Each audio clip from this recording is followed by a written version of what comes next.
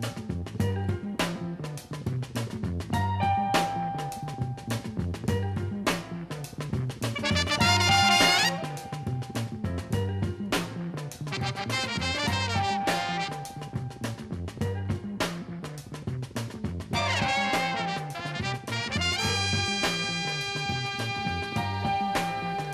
I'm W.T. Edmondson, and welcome to Focus. Freedom often causes unbelievable silence.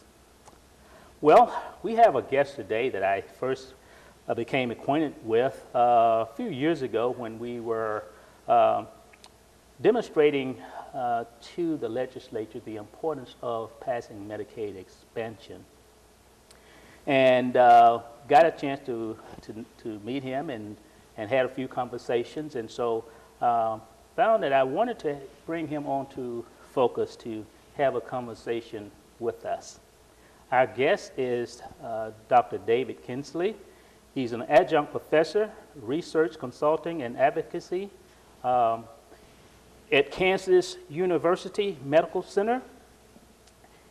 His doctorate dissertation was entitled Racial Attitudes in Liberty, Missouri, Impact on a Voluntary Busing Program in the Kansas City, Missouri School District Desegregation Plan. That's a lot. Dr. Kingsley, welcome to Focus. Good to be here. Thank you for inviting me. Okay. Well, the way we do it here is that we give you an opportunity to tell us who you are and a little bit about what makes you who you are. Well, you know, WT, I grew up in a very conservative rural area of western Kansas. Fortunately, I had a mother who taught me that to be interested in all kinds of cultures and folks. And so I having grown up in this, I always had kind of a hankering to leave there. And to make a long story short, I ended up in the Marine Corps for 3 years. I left western Kansas. So I ended up in the Marine Corps, went back and got a degree at San Diego State.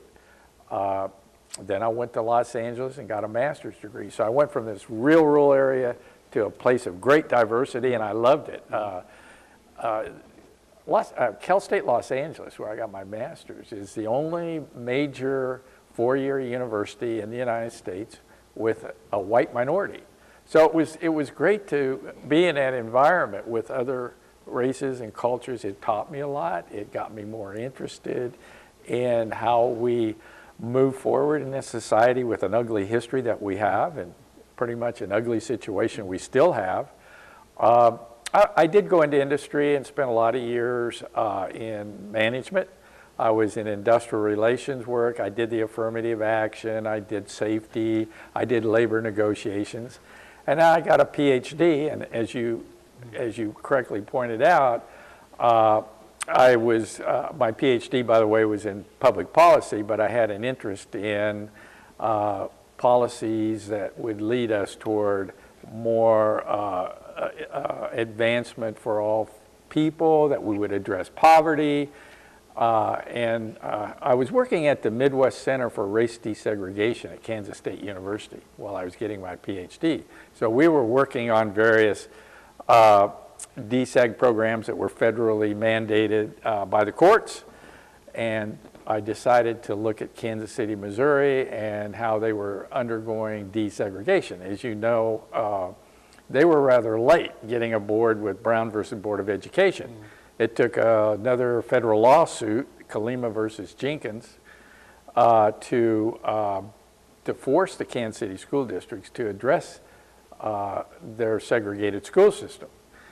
Over time, I got my PhD. I ended up, I didn't really want to spend time in a tenured track faculty position. I wanted to do consulting, and I did that. I did a lot of consulting with government agencies.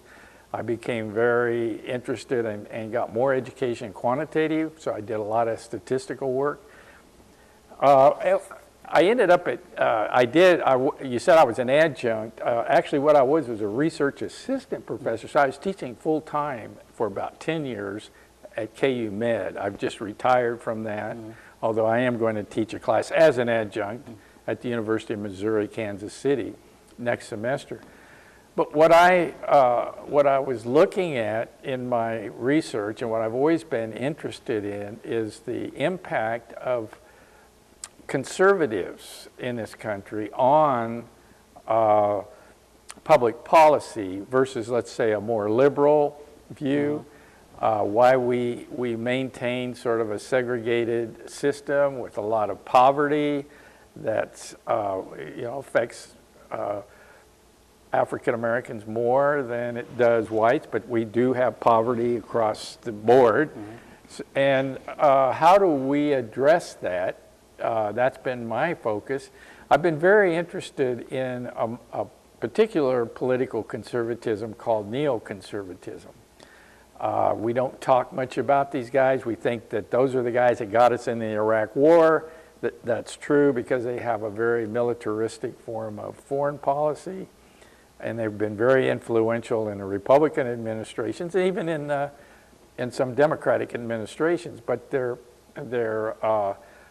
public policy having to do with, say, Medicaid or with poverty, with criminal justice, has been very influential. And so I've tried to do more research, writing about these particular conservatives, although I'm interested in across-the-board conservatism and the different sort of nuances in conservatism.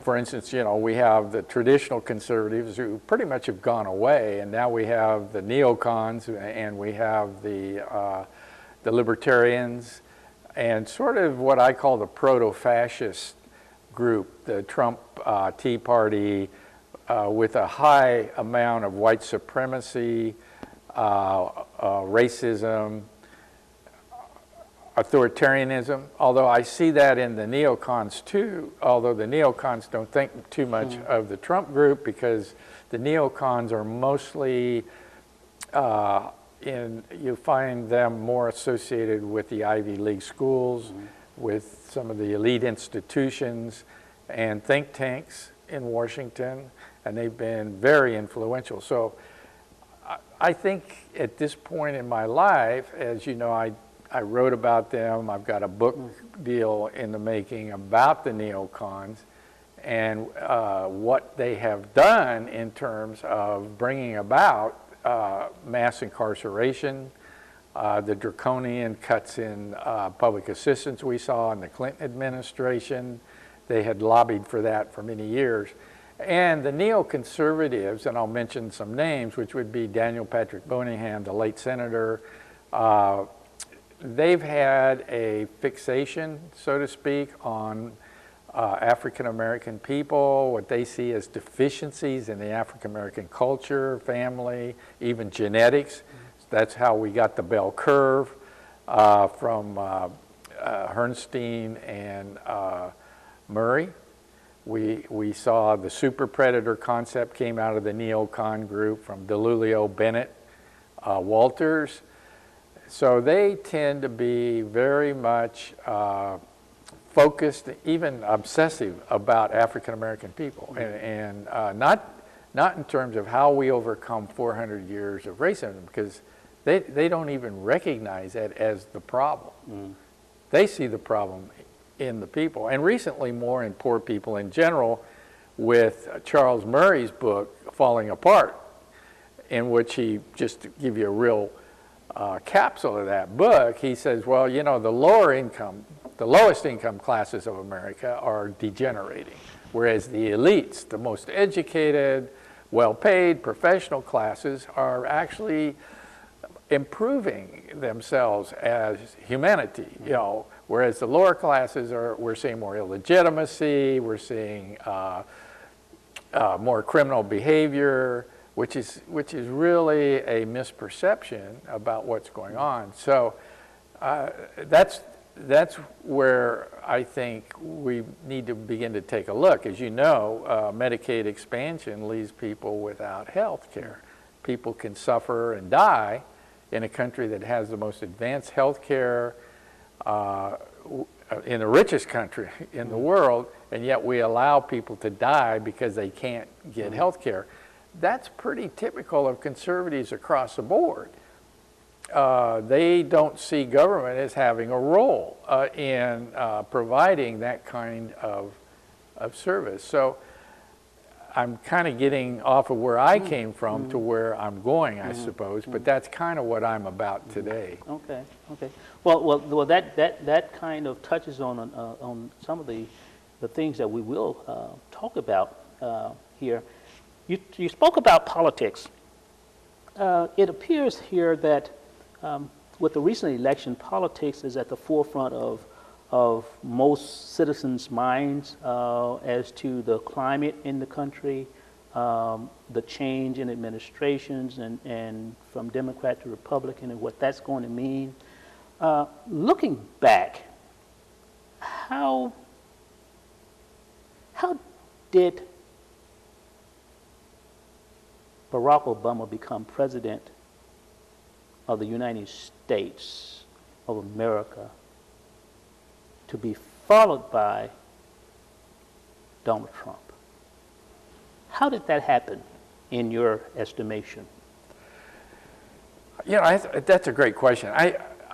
You know, President Obama, I can remember the night that he got elected. I literally cried. And I think there was a widespread amongst those of us, the white, the black, Hispanic, those of us who really want to see diversity, so whatever that is. We were so touched by that. We were so motivated. I think that's what happened with Barack Obama. He wasn't seen as an old Pole that's been part of the corrupt system, but here's a fresh young man, very, very intelligent, and that motivated so many young people. It motivated a lot of the liberals to really get out and work for him, because I can remember the people I know who said, where can I go door to door? I want to help with this. So there was this excitement about Barack Obama. That didn't happen with Secretary Clinton. People did not get excited. In fact, she was so tainted by media stories about her. Although, you know, I think there truly is baggage there. There was baggage that had to do with let's go back to the 1990s and the super predator, you know, thing. And that really turned off a lot of African American folks and white folks. I think that a lot of white liberals, for instance, saw her as part of the corrupt system, the feckless Democrats, and they were just sort of not motivated to support her. So along comes Donald Trump with a demagogic message, although I don't think the people who voted for Barack Obama moved over to vote for Donald Trump. In fact, he didn't get as many votes, say, in Wisconsin and Pennsylvania, as Barack Obama did. Hillary Clinton just got far fewer than Barack Obama. So he was able to motivate another group of people that were different than the people who were motivated for Barack Obama. He was motivating the racists. I'm convinced of that. We hear about the white working class that voted for him. I think that's not the white working class. It's the better paid white working class, the factory workers, the rural white workers. I looked at the exit polls. The under 30,000 income group overall went overwhelmingly for Hillary Clinton. She won 51, or I think it was 53% of the under 30,000 income to Donald Trump's 42%. So that's a pretty large margin. Now, working class is black, white, Hispanic. You know, when I hear white working class as sort of the shibboleth, it's sort of defining this election. I think that's a very racist way to talk about this election. The white working class was also joined by the white upper class. It was joined by the elites, the middle class. It wasn't just those factory workers over in Ohio who went for Donald Trump. So I think what happened was it was a different group who said, this is our time, this is our man. I don't see the voters for Donald Trump as compatible with the voters for Barack Obama. In fact, they hated Barack Obama. There was sort of a view of him built up by the Tea Party right, which I see the Tea Party right, the alt-right, what I call proto-fascist part of the Republican Party as having won this election. So looking at Barack Obama could not have won the election without a tremendous number of white Americans voting for him. No way possible. On the flip side, Donald Trump was able, with his rhetoric, was able to galvanize a large percentage of the population who were so disenchanted over the years, some of them feeling as though because they were not doing well, it was someone else's fault, whether it was blacks or Hispanics, Native Americans, whoever, or the immigrants. So because the economy took a tremendous dip, and on the upsurge of the economy, those jobs were gone and they simply did not come back. And so they were living at a lower standard than they were used to. So here comes Donald Trump saying that I'm going to make America great again, appealing to those individuals because they were disenchanted. My concern here is because the way the talking heads in the media portrayed it, they portrayed it as though all of these poor working class white folk were racists. And therefore, whatever Trump said, they agreed with. I don't agree with that analysis. But the results were the same. Question to you is, there's been a tremendous upsurge of neo-Nazi white supremacist activity within the past year.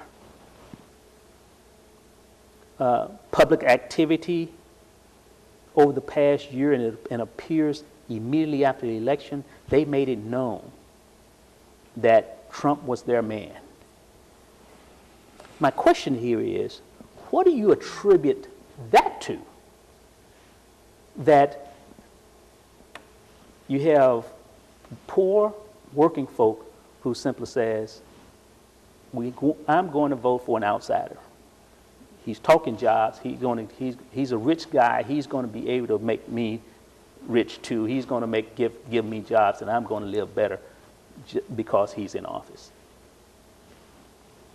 But what the neo-Nazis and the white supremacists heard is something totally different. Speak to me. I think when you have mass movements and mass participation in politics, it's kind of hard to unravel all of that. However, I would say that there's a fair amount of endemic racism in the group that voted for Trump. I probably would say maybe a little more than you're seeing in there with the white voters for him, because they had to hear him say that it's these Muslims, it's these rapists coming across the border from Mexico, and also misogyny, the view of women. So I think he was speaking to what I call in American society latent fascist tendencies that we've always had. And I think that perhaps there were some whites who said, let's let's just shake things up. You know, I'm hearing that Right. too. However, I would be willing to say that the whites who voted for Barack Obama did not switch over to vote for this guy. Some did, perhaps. You know, Hillary didn't bring in the African American vote as high. Barack Obama probably had 98%. She had, at best, I think she barely hit 90%. That's a big number. That probably would have carried Michigan. It would have carried those states where she lost the electoral college. And keeping in mind, she did win the popular vote by quite a bit. So, you know, I think watching Donald Trump's rallies, which I did, reading Breitbart News, which I do, I try to understand who these folks are. And, you know, I think the Nazis never won more than a third of the vote in Germany, you know, and yet they were able to take power. And that's, I don't want to say that's the same in the United States, but where you have a group of people, and I've known these folks, and I've talked to them, the whites who really were for Donald Trump, that really had disdain for Barack Obama. And that carried over, and that was pretty much racism. And that carried over into, of course, the Affordable Care Act. If it was the Republicans, it was basically a Republican idea. Right. Had they passed that law, it would have been a whole different attitude. But it was his. And then, so they had all of that sort of complex set of ideas around an African-American man. And I do believe there's a very strong cultural part of the white community that voted for Trump. And I guess I'm not cutting them much slack. I have to admit that. They really don't want to see a black man in that position. They are folks who have a lot of insecurity, self-esteem issues. To me, it's a psychopathological issue that we have in politics. And Trump spoke to that. That made him. You know, he was part of the birther thing. Right. And I think there's far more of that kind of, let's face it, he got about 62 million votes. If you look at the adults in this country who could be eligible to vote, that's about 1/4. 1/4 can be very potent if they're dedicated. Yeah, and I guess the thing here is that you know, it appears what the media was casting a shadow as though poor racist whites was the ones that got Trump elected. Yeah. A whole lot more people than that. That's right. Oh, that's true, and that's a point I want to make. Yeah. Is, you know, again, it wasn't the working classes of Nazi Germany that put the Nazis on board. It was the elites. It was the corporate leaders of Germany, the conservative elites. Donald Trump got the college-educated white vote. He got the college-educated white female vote. Now, if you're a mature adult and you even read the news or watch the news even occasionally, you had to know this man would say stuff like he could grab women in the genitals if he wanted to because he's rich and famous. Now, that is something that we would see as so totally despicable into any other person running for office. So, you know, the voters who voted for him had to know what they were voting for. Yeah. And so, like I say, I'm calling them out. Yeah. Let me ask you, I mean, this is something that has concerned me greatly and educate me here.